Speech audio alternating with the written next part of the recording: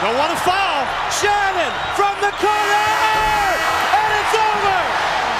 Gonzaga, the slipper still fits. Russell takes the snap, drops back. He's going to throw down the middle. He's got a man. The ball is caught. Game over, it is baby. a touchdown. The game is over. The Seahawks are going back to the Super Bowl in Glendale. What a catch in the end zone. It is Curse. Hello and welcome back for the now third or fourth episode? Fourth episode. Fourth episode already. Third wow. studio appearance, however. Third studio appearance, fourth episode here on the Locker Room. It is a wonderful July 1st players report for the MLB. It's going to be a great week, great weekend. I am your host, Justin Reed, with my co-host, Andrew Tenney. And we are excited for a nice Independence Day coming up this weekend. Do you have anything going on this weekend? Yeah, a couple of my buddies and I were going to travel over to Seattle. Might hit up Cap Hill. Sounds like it's a pretty popping off and exciting time there. Might be a good fireworks show. So, yeah, how about you? Yeah, I'm probably going to get some fireworks in. I'll be headed up to Ponderay with some buddies, and we always do a pretty massive fireworks show. And okay, it's nice. I think I'll be there for like 5 days. But is that it? Yeah, that's it. You know, Okay. just a small vacation up Right. north. But so it should be a good time. It's always fun to celebrate Independence Day. It's always a good time. But I think we're looking at baseball and coming back today. Players are reporting. And it's always this time of year, Independence Day, 4th of July weekend, that it just feels like it should be time for the All-Star game, but it's obviously not. Yeah, and Joey Chestnut eating hot dogs. But, speaking of the MLB and its return and everything, they're finalizing the 60-man rosters or have had them finalized. So what is that looking like this year for the Mariners? It's a weird time because usually it's 40-man that is on that roster. And so this year they have a 60-man, which includes a 20-man taxi squad. And it's really funky.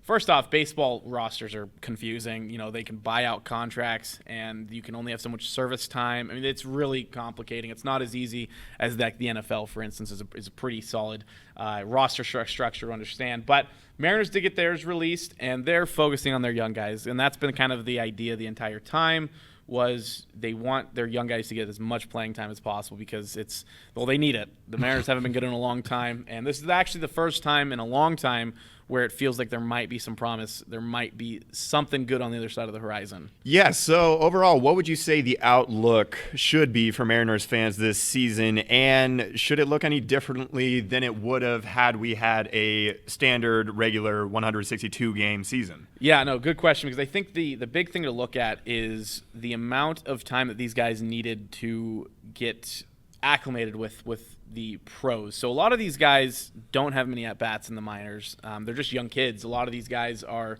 heck, some of them are 19 to 21 years old. Some of them can't even drink a legal beer yet. Yeah. And they're expected to lead this Mariners team back to the playoffs for the first time, and it's probably going to be 20 years by the time they actually have a chance of making it. So, some of the big ones to look at, for instance, in terms of their stars, the big one is Jared Kelenic, their outfielder that they got from the Mets, that they just fleeced the Mets, actually, to get him. But he's on that roster. He probably won't even see the MLB team because of the fact that they were expecting him not to come until mid-season. Before all of this happened, and 60 games isn't mid-season. So right. He probably won't make an appearance. Julio Rodriguez, a Dominican Republic guy who is still growing into his body. He's Nelson Cruz's size in terms of he's 6'4", 230, but he doesn't have Nelson Cruz's girth, his Okay. body size, Okay. but he's just pure muscle. It's incredible. And he's 19 or 20 now probably, and so he's really exciting. Problem is he's not also going to make an appearance. So all of these guys you'll never see this season, but they'll be there. Yeah, you don't want to miss it. But they did get their whole 60-man team in there. There's 32 pitchers, 28 position players, and 5 catchers. A lot of names to look out for in general. Again, maybe not to see, but just to watch how their progressions happen. Their first-round draft pick, Emerson Hancock, this year's on there. George Kirby is another guy to watch. Logan Gilbert. In terms of pitchers, obviously, their headline starters, Marco Gonzalez, Taiwan Walker, who's making an appearance. The one guy, though, who didn't make the roster, which I was really unfortunate, really bummed about, actually, is the guy who I know, who he went to prep, graduated the same year as me, pitched at GU, is Wyatt Mills. And a lot of projections had him. He's a sidewinding pitcher. He has nasty stuff. My guess is, actually, I don't know what my guess is because this roster is really confusing because there's no minor league team. So it's not like, hey, he's going to play in AAA. He's going to make an appearance. He just didn't make the 60-man squad. I don't know what that means. He's still a Mariner. Don't worry about that. But that's one big surprise.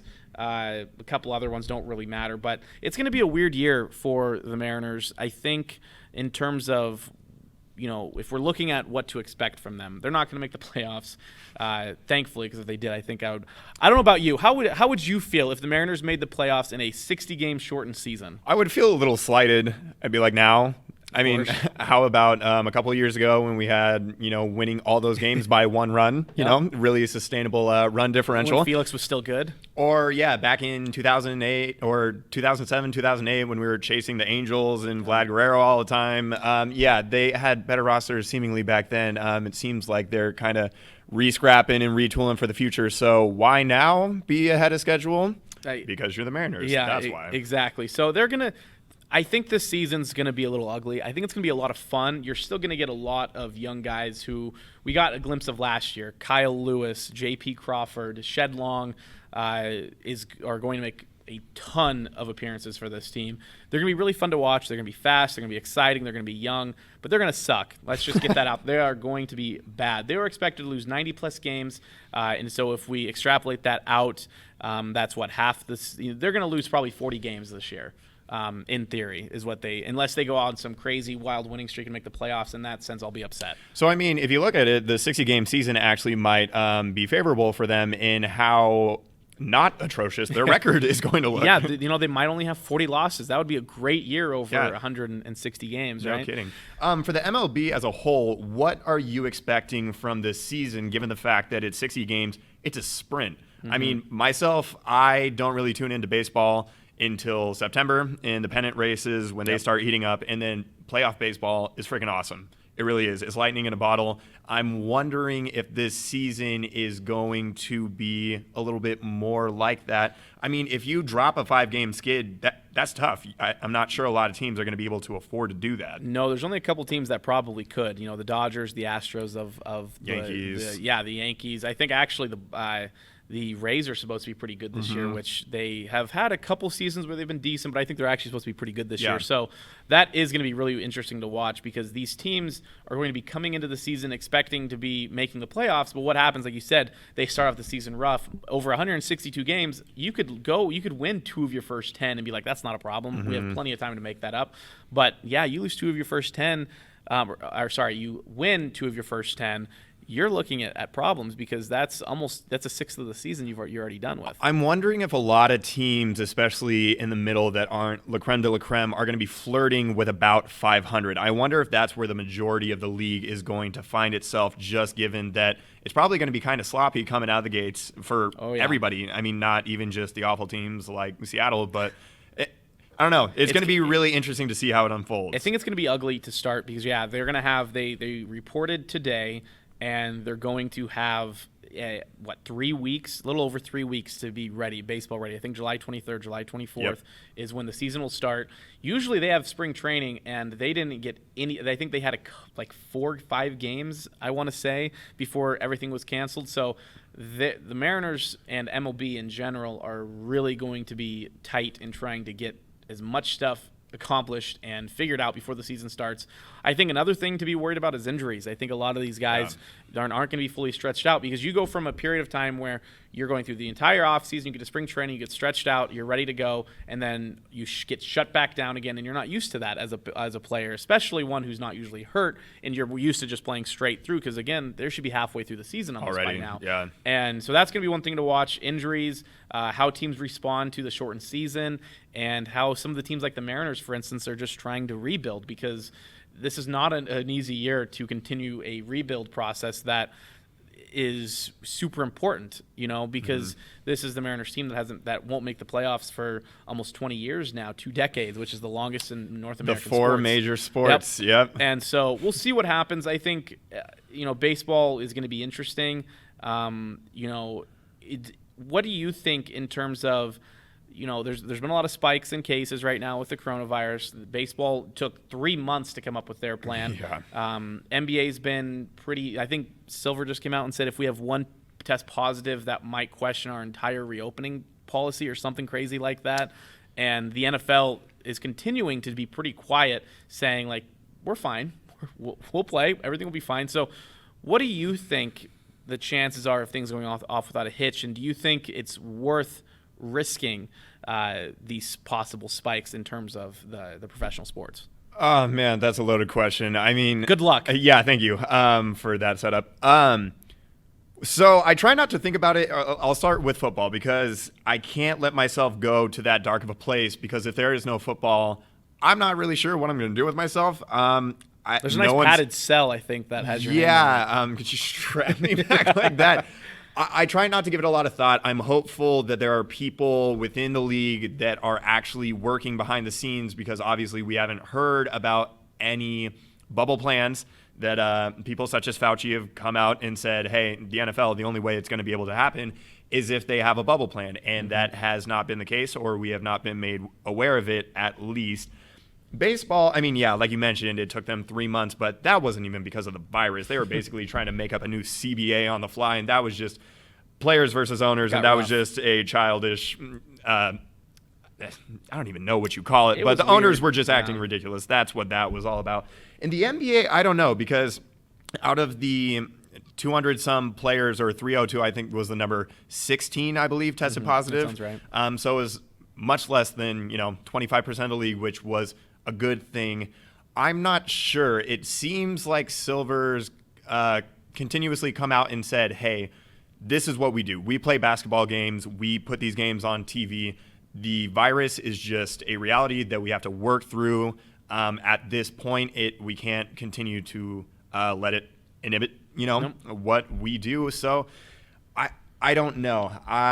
Is it worth it, do you think, in terms of public health and safety, and not even just specifically focusing on the coronavirus, but sports for a lot of people is more than just something that's on TV. Absolutely. And so is sports, in your opinion, worth like I said, risking a possible outbreak or a issue with the bubble? Because it's not just the players you're looking at here. There's hotel employees, there's league employees, coaches, team staff, trainers, referees, everything. Absolutely, everybody involved. Thoughts on that?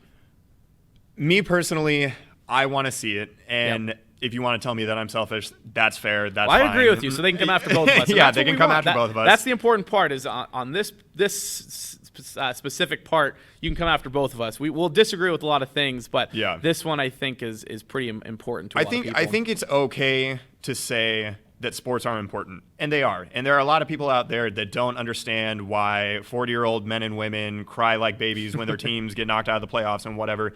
But there's so much that sports bring to the human essence and the unity, and just it gives you something. I mean, kind of like what we talked about when we first relaunched the show.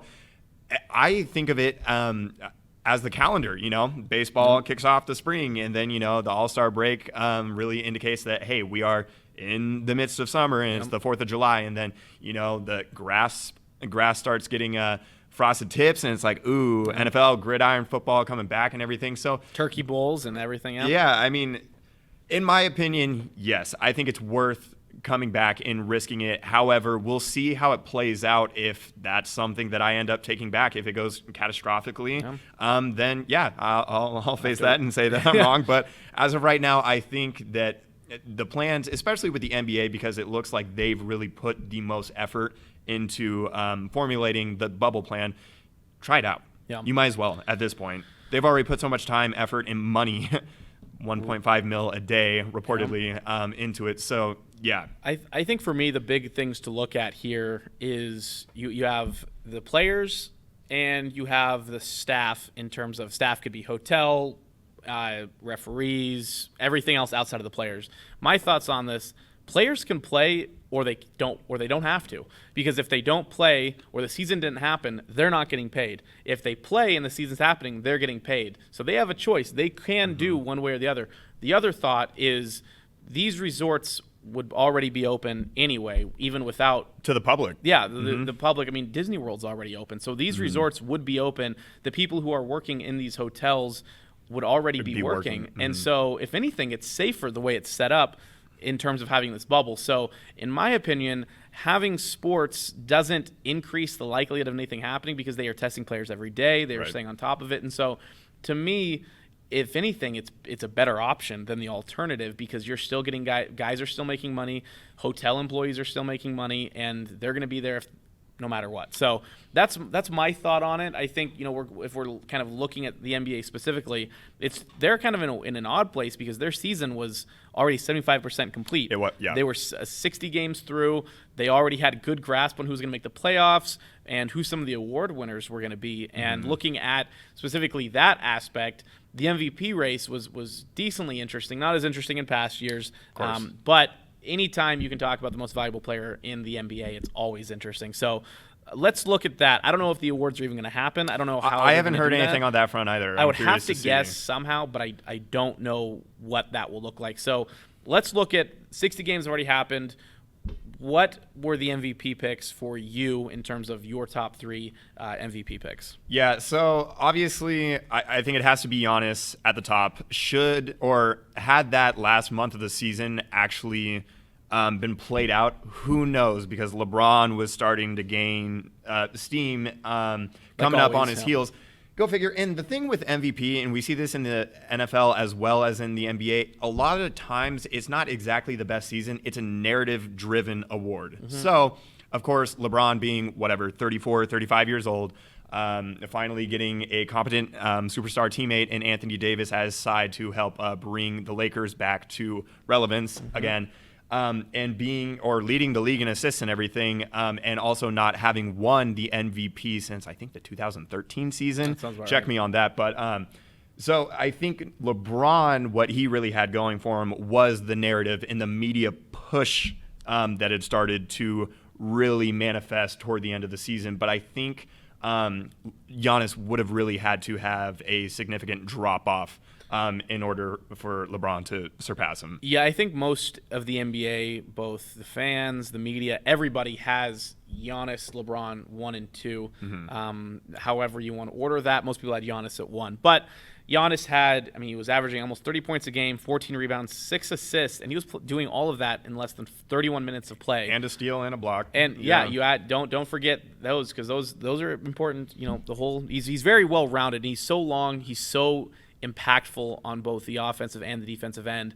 And, you know, while LeBron can be impactful on the defensive end, Giannis is just more intimidating. Giannis, to me, is on defense is like a Cam Chancellor. He doesn't show up a ton in the stat sheet. You know, he's not going to be intercepting passes left and right. That was what Earl Thomas was for. But Giannis is the guy that you don't want to mess with because he's bigger than you. He's bigger than you. He's longer than you.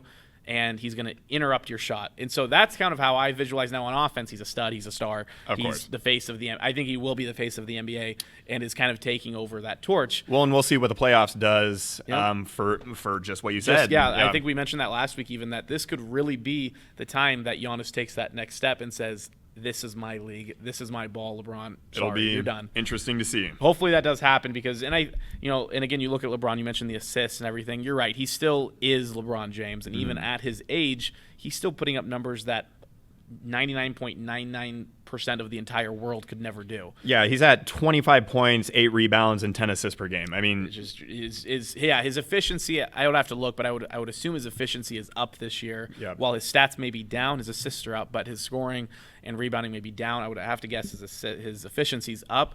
I think the third place MVP doesn't really matter too much because it's those 1-2 for everybody. But what the ones I've seen James Harden as one option. That's because he scores a bunch of points. He did, in his defense, get off to a prolific historic scoring start at the beginning of the season when he was going 40, 50, 50, 50, 40, 50. Just 50. made it easy. Yeah.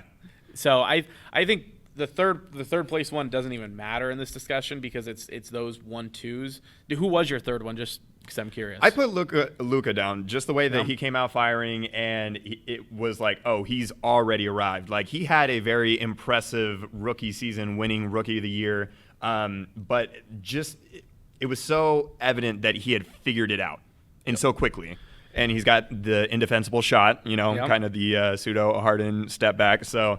Yeah, I had Luka there just for fun because, like you said, it doesn't really matter who's third. I think that's third. fair. I mean, he's averaging almost 29 points a game. He has almost 9 assists a game, and he's part of a Dallas Mavericks team that he has Porzingis with him, but still, that's the players around him aren't even that good outside of him. And so, in Dallas is 40-27, and they were looking pretty good all year. And I'm not sure that people were exactly anticipating Dallas to be in contention this early. And of course, Porzingis never really was able to, or at least in the 60 games that we saw, get back to what we saw him and what he was able to do for a time in New York. So, I mean, Luka was really carrying, some decent role players, and of course, they got a great coach in Rick Carlisle. So that helps, but. Yeah, I think Luka's season was something worth discussing. And I think that ties into also, I mean, he's the most improved player by far. I don't think anyone can argue with that. Yeah. And so there's nobody else behind him. But let's just play a game here. Let's say Luka doesn't exist. And let's see, for you, who, outside of Luka, is your most improved player this season? Okay, so I went maybe off the grid. I'm not sure. I'm going to say off the grid, right. but we'll see. Yeah, we'll see. Bam Adebayo. You idiot. I know. No, that's fair. He's up 8 points a game from last year. He's shooting 56% from the field, 16 points a game, 10 rebounds, and a block and a half a game. And he's been an integral player for Miami. And, he's really helped the aid of Jimmy Butler and other players that they got going down in South Beach. And they've been a really fun team this year, in large part because of Bam and the leap that he's made this year. Yeah, I know that's a great pick. I saw that multiple times. People have been really excited about his progression. The one that I'm going to pick is a guy who was at the top of the NBA stardom when he first came into the league because he was the number 2 overall pick. He was expected to compete and be a part of the Lakers' rebuilding process that ended up fizzling out and forced them to sign LeBron. Thanks, LeBron. Yeah, forced them to sign LeBron. It worked out okay, I guess, in the end. But that's Brandon Ingram. He came from Duke, was a stud in college, mismatch, very tough player to defend. Struggled when he first got to LA. I think he had a clot issue. I think he had some health issues. He did at the end of last year, yeah. And so he was a guy who also just never really quite reached that potential, had some unlucky things going on with health. But then this season, he is on a Pelicans team that outside of Zion is not terrible, but kind of boring. They're not anything. No one ever thinks of Pelicans fun, exciting, especially since Anthony Davis left. And so they was expected to be kind of a sort of a down year. Ingram was just brought in to kind of be a guy and see if he could actually become what people thought that he would be, which was supposed to be a Slim Reaper Kevin Durant 2.0. Yep. And he finally got there. I mean, he's averaging 24 points a game, and he was averaging almost 26 before Zion got there. Yeah. And he had a usage rate of 29.2. He had a level of efficiency of a 601 true shooting percentage, and no other person only 11 other people have been able to keep those numbers up, and all 11 of those ended up becoming either an MVP or an All-Star. And he did make his first All-Star appearance this year as well. And he definitely deserved it because even with Zion, he still was averaging 23 points and 7 and 6. And that's per 36 minutes. He's also becoming the other guy. He has Zion, and it's also him. And so that's one of the cool things with that Pelicans team is they also are sort of in that mode of rebuilding. And they have 2 guys. Ingram's still decently young. Oh, yeah. And he's still a guy that can become part of that nucleus because Zion's exciting. Zion can do Zion's things, even though I think he still has some issues with shooting. He's still going to be a stud because he's bigger and can jump higher than you. So that's they got a couple of nice role players there too. I mean, they have JJ Redick, Derek Favors. JJ Redick, always fun to talk about. Yeah, imagine why. Yeah. Yeah. But they also have Josh Hart coming off the bench and giving them good hard minutes, and he's always locked in defensively and provides a jolt for them often. So, I mean, they were kind of a boring team, especially because everybody was solely focused on Zion, and of course we didn't get him until halfway into the shortened season. But they have a young, fun nucleus going forward, and it's going to be interesting to see how they develop. So finally, shifting gears, finally in the NFL, it's been a while since we've had some news. The last big news probably was the NFL draft, and it's been pretty quiet since then. A lot of that has to do with the fact that teams just can't get their hands on players. They can't do their normal physicals. They can't see how these guys look, and so some of these guys who have been hurt haven't really had an opportunity. Jadeveon Clowney is probably the top of that list now, because the other guy who finally got signed was Cam Newton, former MVP out of Auburn, stud for the Panthers, brought them, probably should have won a Super Bowl with them, but he doesn't like to dive on fumbles to hurt himself. I don't know why he didn't dive on that fumble, but yeah, he walked out. He didn't nobody have knows an explanation for it either. He was asked and then just walked out. But he's on the Gave Patriots. an eloquent press game. Oh yeah, speech. so nice. So he gets signed by the New England Patriots. I don't know why anybody was surprised by that, because they always do things like this and turn reclamation projects into stars. Yep. And this is another opportunity for that to happen. On the surface, it's a great deal. It's a 1 year. I think it's up to $7.5 million with incentives. Yep. And he has talent. Cam Newton has talent. I don't think anybody has ever questioned that. His his two biggest problems are the fact that he doesn't know how to keep himself healthy. He should watch film of Russell Wilson. Every mobile quarterback should watch film of Russell Wilson, because that's how you stay healthy as a mobile quarterback. It is a little bit more difficult for someone who's 6'6" and 700 pounds to hide your body and shield it away from ensuing defenders. But yes, I'll give you that to your point, yes, there are players around the league, like a Kyler Murray, that are a little bit better at a little more saving petite. themselves. Yeah, so I think one thing also to look at is he's kind of a distraction. He's not your stereotypical franchise guy, in the sense that he demands the spotlight, and it's not just because of his play, but he has interesting antics, and a lot of that has to do with, he dresses funny. He dresses really funny after post-game press conferences, and that already first draws people toward him, but then it's his responses to these questions. It's the way I think the way he is on the football field is different than a normal franchise quarterback guy. Not saying that's good or bad, but it does provide distractions. No matter how you look at it, he gets asked about it, his teammates get asked about it. It's a distraction, however you want to look at it. And I think that is something that's going to have to be changed. You can't be that as a Patriot. You can't. I was going to say, and so he guy. signs with the most militant team under the Belichick and Robert Kraft regime. It'll be interesting, though, because there have been some personalities in New England in the past. Biggest personality to look at. Yeah, Moss, in his heyday, he had his time. Yeah. James Harrison, who was there for a hot second. I mean, he's not a tumultuous guy, but, a personality nonetheless. A little bit, so they've tried these things out in the past. But it makes them a hell of a lot more exciting than rolling out Jarrett Stidham week 1. Come on, man. What do you have against him? 2 Auburn guys. I don't know how that's going to roll in the locker room. They're going to be best roommates. Yeah, I'm sure that'll be exactly the case. But what do you think this does for New England's outlook for 2020? What do you think it does on the field and what they're going to be able to do? Are they going to try to let's assume Cam wins the starting job. Let's assume that he starts week 1. Do you think that Belichick is going to tap into his running ability and start tapping into RPO and option stuff? Or do you think Belichick's going to look at his previous injury history and say, hey, let's keep you upright. Let's try to prioritize your pocket passing and, try to strip Cam of some of his more athletic and interesting abilities that he brings to the field? That's a good question, because of the fact that, the Patriots have had Tom Brady forever, so their offense has been fairly similar throughout the years. They've been able to toss out different things when they had Aaron Hernandez and Gronkowski, when they've had a Randy Moss, when they've had, even Deion Branch was a star for his year or two, when he was really at the top of his game.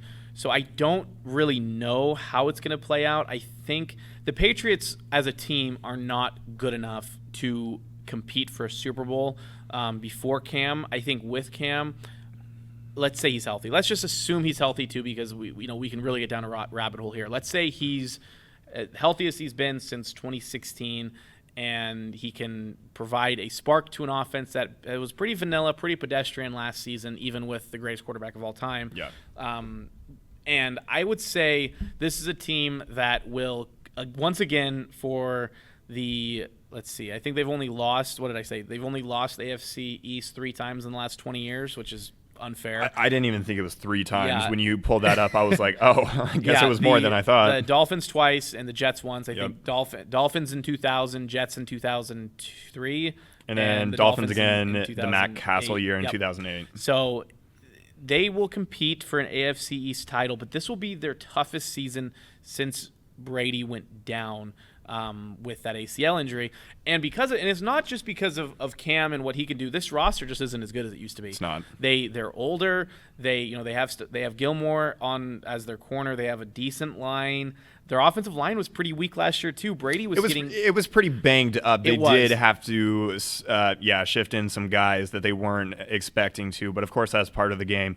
But with them coming back as a healthy offensive line, it is a pretty respectable unit. I think it's going to allow Josh McDaniels to really spread his wings and make this offense unique, because that's what Ron Rivera did, and that's what his name, I can see his face. That's what Norv Turner did, who's the offensive coordinator in Carolina for Cam. Made that offense unique, made it different, and caused the rest of the NFL to hate playing the Panthers. The Seahawks played them 5 years in a row, based off of just because they were finishing at the top of the NFC West. They're the top of the NFC South, and it was just a pain to have to play them. But I think the Patriots are looking at over/under probably 9 wins is what I have them probably being at. I think if Cam's healthy, Cam looks good. This offense has the right, because they have the right running backs. They have the right.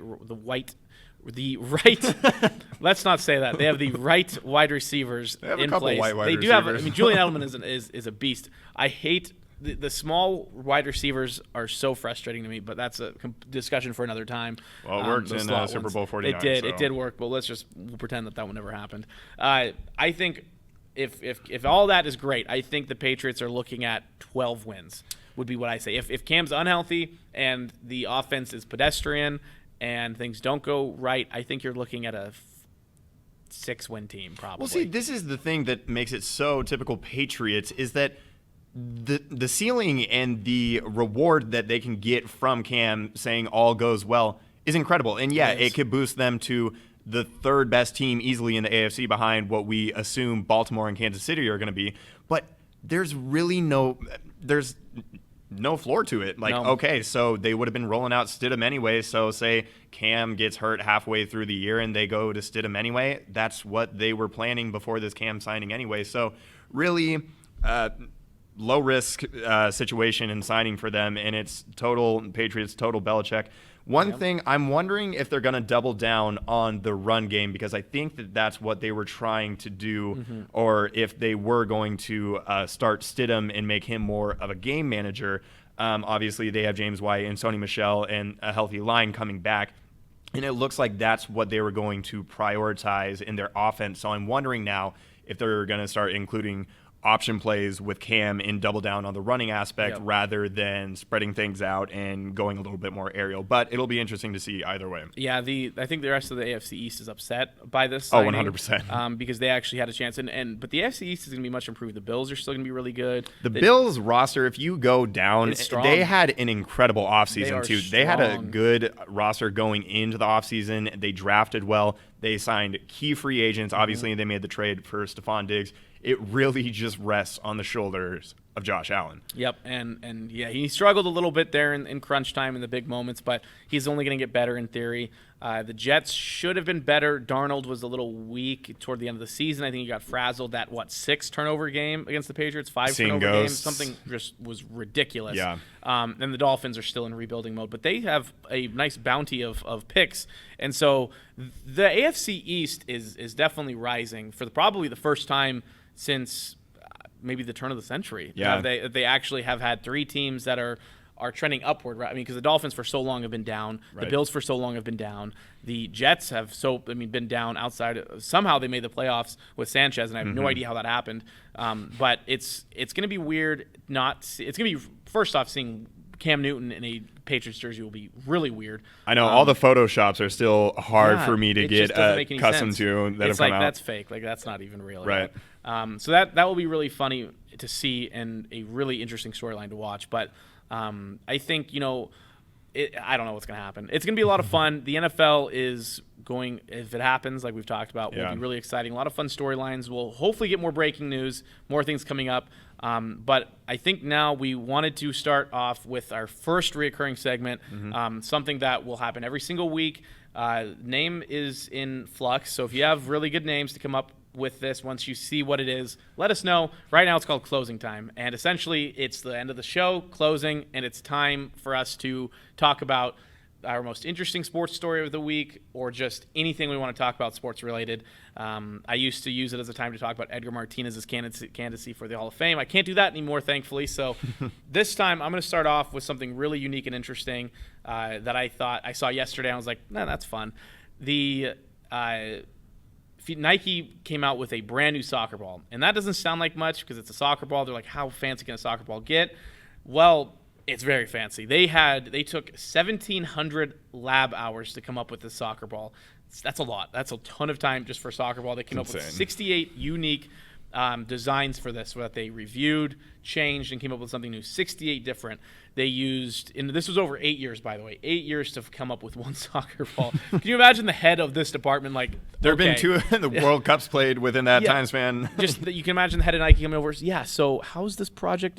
It's been 6 years. One soccer ball. Got it. I think it's worth it though. So they interviewed 800 athletes. They had them try out all of these. They say it's 30% truer in their flight. There's going to be less drag because they used a 3D printer to print microflaps to help decrease that. They used robotic leg to test specific strikes against the soccer ball. Their normal 12-panel design of the soccer ball was decreased to 4. And this soccer ball looks incredible. I definitely recommend looking it up. It looks futuristic. It looks like something that shouldn't be around in this time. The grooves look like they're 3 inches deep, and I'm like, how do you get that into a ball? Like, it looks really soft. Like when I think of a soccer ball, I think of like really shiny, kind of hard, and this looks soft. Like this is something I feel like I play volleyball with almost. But essentially, what's interesting about it is that it's a brand new soccer ball. Unfortunately, you will not see it in a World Cup anytime soon. The World Cup for all of history has used Adidas as their soccer ball sponsor, which is unfortunate because this ball is sweet. If you do want to see it, go watch the National Women's Soccer League.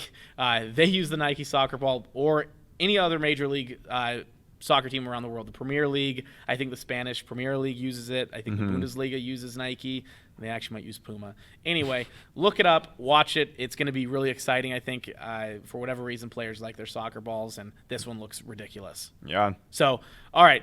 The whole what a story. Yes, it's a great story. And so essentially the whole purpose of this is to have us come up with stories. I haven't heard what his is, so we're going to take it away. What's your interesting story? Well, so for my closing time, we're going to look back on a time 10 years ago. Speaking of 4th of July weekend, Independence Day, 10 years ago, LeBron made the decision. I was going to come up with, that was the one, that was my second choice, and I was like, I thought, but that's awesome. That's a fun one. I've just been listening to so many podcasts this week already talking about, now that we're 10 years removed, all the stories and all the behind-the-scenes stuff that went on and how close Bosch and Wade were to Chicago, and how if Derrick Rose was to be more on the front line of the recruiting process, they legitimately thought that they were going to be able to land all of those guys, but instead they put Joakim Noah in the pitch meeting, and he and LeBron already had a rift and didn't like each other on the court. Not a good idea.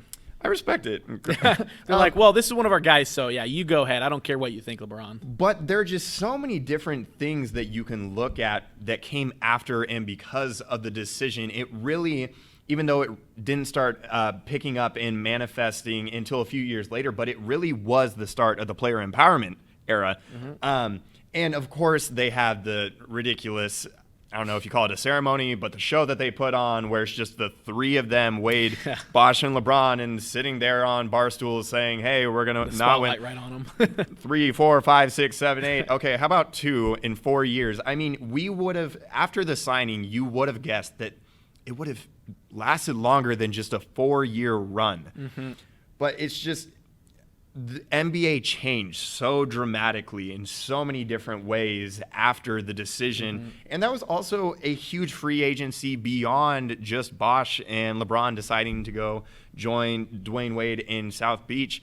Really a sliding door moment for the NBA, and it changed everything. It did, and I remember that special. I remember being at school and everybody talking about it, like, we got to get home, and this is gonna be really exciting just to sit down and watch. And this was just a guy picking his next team, and I think that also goes to show just the absolute pedestal and stardom that LeBron had and continues to have to this day.